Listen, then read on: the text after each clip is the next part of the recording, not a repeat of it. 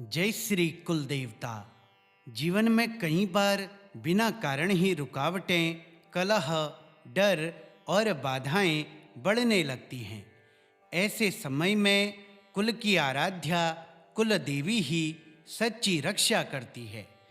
इस स्तोत्र के 11 पाठ कुल दोष, पितृ पीड़ा और नकारात्मक प्रभावों को शांत करते हैं और घर परिवार पर देवी का दिव्य संरक्षण स्थापित करते हैं। रोज श्रद्धा से इस पाठ को जरूर सुने, क्योंकि कुल देवी की कृपा से जीवन में शांति, सुरक्षा और स्थिरता बनी रहती है। श्री कुलदेवी स्तोत्रम। ध्यानम। कुलदेवी महाभागे कुलाद्रिकृतकेतने प्रसन्ना भव मह्यं त्वं कुलदेवी नमोस्तुते इति ध्यानम्। ओम नमस्ते श्री कुलदेवी कुलाराध्या कुलेश्वरी कुलसंरक्षणी माता कौलिक ज्ञान प्रकाशिनी वंदे श्री कुलपूज्या कुलांबा कुलरक्षिणी वेदमाता जगन्माता लोकमाता हितैषिणी आदिशक्ति समुद्भूता त्वया हि संपूर्ण जगत् विश्ववन्द्यां महाघोरां त्राहि मां शरणागतं त्रैलोक्यहृदयं शोभे देवी त्वं परमेश्वरी भक्तानुग्रहकारिणी त्वं कुलदेवी नमोस्तुते महादेव प्रियं करी बालानां हितकारिणी कुलवृद्धिकरी माता त्राहि मां शरणागतं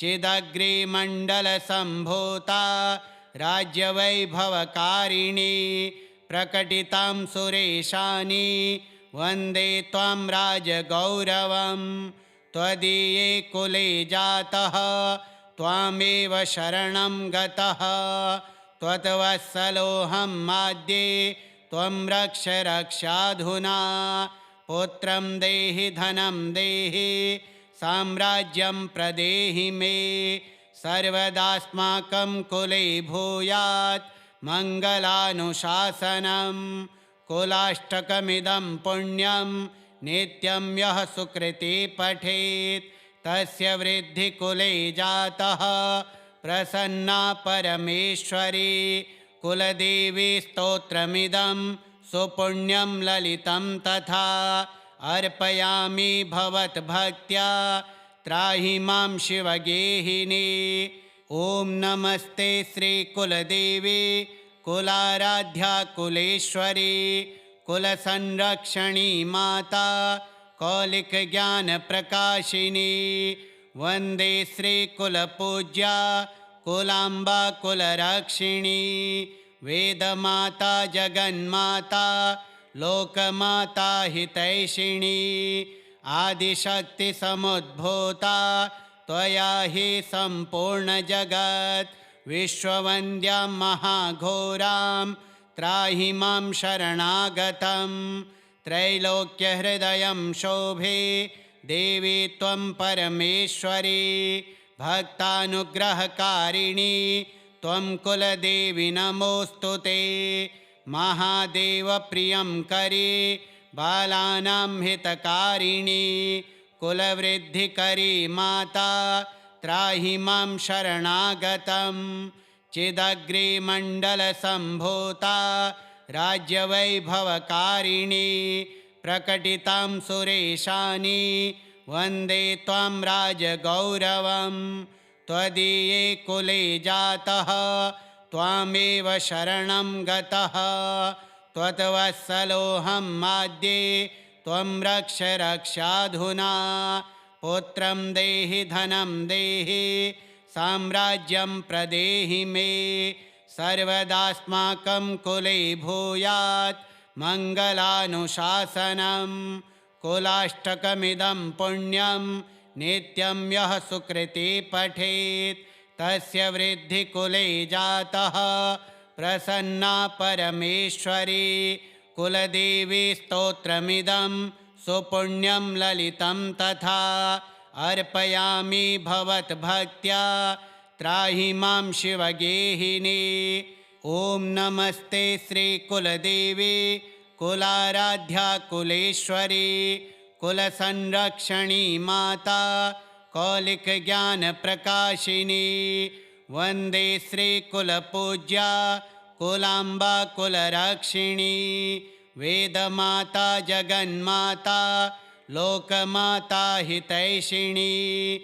आदिशक्तिसमुद्भूता त्वया हि सम्पूर्णजगत् विश्ववन्द्यां महाघोरां त्राहि मां शरणागतं। त्रैलोक्यहृदयं शोभे देवी त्वं परमेश्वरी भक्तानुग्रहकारिणी त्वं कुलदेवी नमोऽस्तु ते। महादेवप्रियं करी बालानां हितकारिणी कुलवृद्धिकरी माता त्राहि मां शरणागतं। चिदग्रिमण्डलसम्भूता राज्यवैभवकारिणी प्रकटितां सुरेशानि वन्दे त्वां राजगौरवं। त्वदीये कुले जातः त्वामेव शरणं गतः त्वद्वत्सलोऽहं माद्ये त्वं रक्ष रक्षाधुना। पुत्रं देहि धनं देहि साम्राज्यं प्रदेहि मे सर्वदास्माकं कुले भूयात् मङ्गलानुशासनं। कुलाष्टकमिदं पुण्यं नित्यं यः सुकृती पठेत् तस्य वृद्धिकुले जातः प्रसन्ना परमेश्वरी। कुलदेवी स्तोत्रमिदं सुपुण्यं ललितं तथा अर्पयामि भवद्भक्त्या त्राहि मां शिवगेहिनी। ॐ नमस्ते श्रीकुलदेवी कुलाराध्या कुलेश्वरी कुलसंरक्षणी माता कौलिकज्ञानप्रकाशिनी। वन्दे श्रीकुलपूज्या कुलाम्बा कुलरक्षिणी वेदमाता जगन्माता लोकमाता हितैषिणी। आदिशक्तिसमुद्भूता त्वया हि सम्पूर्णजगत् विश्ववन्द्यां महाघोरां त्राहि मां शरणागतं। त्रैलोक्यहृदयं शोभे देवी त्वं परमेश्वरी भक्तानुग्रहकारिणी त्वं कुलदेवी नमोऽस्तु ते। महादेवप्रियं करी बालानां हितकारिणी कुलवृद्धिकरी माता त्राहि मां शरणागतं। चिदग्रिमण्डलसम्भूता राज्यवैभवकारिणी प्रकटितां सुरेशानि वन्दे त्वां राजगौरवं। त्वदीये कुले जातः त्वामेव शरणं गतः त्वद्वत्सलोऽहं माद्ये त्वं रक्ष रक्षाधुना। पुत्रं देहि धनं देहि साम्राज्यं प्रदेहि मे सर्वदास्माकं कुले भूयात् मङ्गलानुशासनं। कुलाष्टकमिदं पुण्यं नित्यं यः सुकृती पठेत् तस्य वृद्धिकुले जातः प्रसन्ना परमेश्वरी। कुलदेवी स्तोत्रमिदं सुपुण्यं ललितं तथा अर्पयामि भवद्भक्त्या त्राहि मां शिवगेहिनी। ॐ नमस्ते श्रीकुलदेवी कुलाराध्या कुलेश्वरी कुलसंरक्षणी माता कौलिकज्ञानप्रकाशिनी। वन्दे श्रीकुलपूज्या कुलाम्बा कुलरक्षिणी वेदमाता जगन्माता लोकमाता हितैषिणी। आदिशक्तिसमुद्भूता त्वया हि सम्पूर्णजगत् विश्ववन्द्यां महाघोरां त्राहि मां शरणागतं।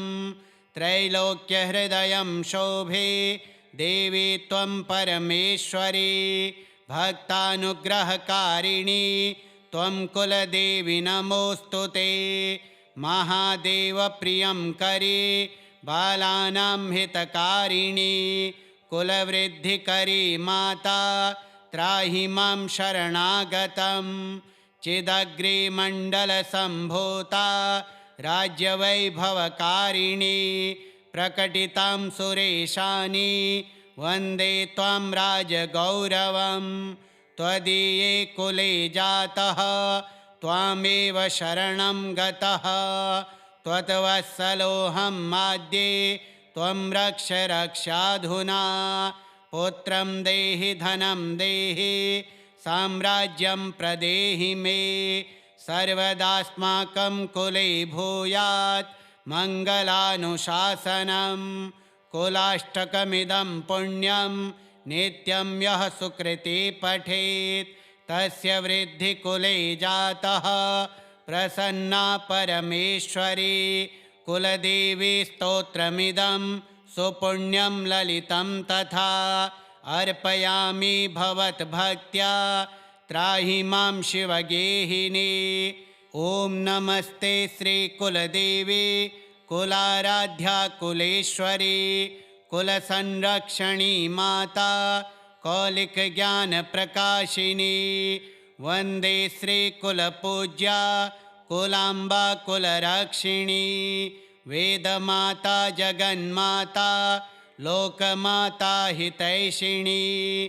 आदिशक्तिसमुद्भूता त्वया हि सम्पूर्णजगत्। विश्ववन्द्यां महाघोरां त्राहि मां शरणागतं। त्रैलोक्यहृदयं शोभे देवी त्वं परमेश्वरी भक्तानुग्रहकारिणी त्वं कुलदेवी नमोऽस्तु ते। महादेवप्रियं करी बालानां हितकारिणी कुलवृद्धिकरी माता त्राहि मां शरणागतं। चिदग्रिमण्डलसम्भूता राज्यवैभवकारिणी प्रकटितां सुरेशानि वन्दे त्वां राजगौरवं। त्वदीये कुले जातः त्वामेव शरणं गतः त्वद्वत्सलोऽहं माद्ये त्वं रक्ष रक्षाधुना। पुत्रं देहि धनं देहि साम्राज्यं प्रदेहि मे सर्वदास्माकं कुले भूयात् मङ्गलानुशासनं। कुलाष्टकमिदं पुण्यं नित्यं यः सुकृति पठेत् तस्य वृद्धिकुले जातः प्रसन्ना परमेश्वरी। कुलदेवी स्तोत्रमिदं सुपुण्यं ललितं तथा अर्पयामि भवद्भक्त्या त्राहि मां शिवगेहिनी। ॐ नमस्ते श्रीकुलदेवी कुलाराध्या कुलेश्वरी कुलसंरक्षणी माता कौलिकज्ञानप्रकाशिनी। वन्दे श्रीकुलपूज्या कुलाम्बा कुलरक्षिणी। वेदमाता जगन्माता लोकमाता हितैषिणी। आदिशक्तिसमुद्भूता त्वया हि सम्पूर्णजगत्। विश्ववन्द्यां महाघोरां त्राहि मां शरणागतं। त्रैलोक्यहृदयं शोभे देवी त्वं परमेश्वरी भक्तानुग्रहकारिणी त्वं कुलदेवी नमोऽस्तु ते। महादेवप्रियं करी बालानां हितकारिणी कुलवृद्धिकरी माता त्राहि मां शरणागतं। चिदग्रिमण्डलसम्भूता राज्यवैभवकारिणी प्रकटितां सुरेशानि वन्दे त्वां राजगौरवं। त्वदीये कुले जातः त्वामेव शरणं गतः त्वद्वत्सलोऽहं माद्ये त्वं रक्ष रक्षाधुना। पुत्रं देहि धनं देहि साम्राज्यं प्रदेहि मे सर्वदास्माकं कुले भूयात् मङ्गलानुशासनं। कुलाष्टकमिदं पुण्यं नित्यं यः सुकृति पठेत् तस्य वृद्धिकुले जातः प्रसन्ना परमेश्वरी। कुलदेवी स्तोत्रमिदं सुपुण्यं ललितं तथा अर्पयामि भवद्भक्त्या त्राहि मां शिवगेहिनी। ॐ नमस्ते श्रीकुलदेवी कुलाराध्या कुलेश्वरी कुलसंरक्षणी माता कौलिकज्ञानप्रकाशिनी। वन्दे श्रीकुलपूज्या कुलाम्बा कुलरक्षिणी। वेदमाता जगन्माता लोकमाता हितैषिणी। आदिशक्तिसमुद्भूता त्वया हि सम्पूर्णजगत्। विश्ववन्द्यां महाघोरां त्राहि मां शरणागतं। त्रैलोक्यहृदयं शोभे देवी त्वं परमेश्वरी। भक्तानुग्रहकारिणी त्वं कुलदेवी नमोऽस्तु ते। महादेवप्रियं करी बालानां हितकारिणी।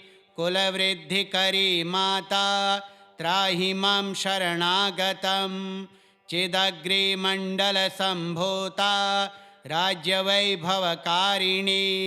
प्रकटितां सुरेशानी वन्दे त्वां राजगौरवं। त्वदीये कुले जातः त्वामेव शरणं गतः। त्वद्वत्सलोऽहं माद्ये त्वं रक्ष रक्षाधुना। पुत्रं देहि धनं देहि साम्राज्यं प्रदेहि मे। सर्वदास्माकं कुले भूयात् मङ्गलानुशासनं।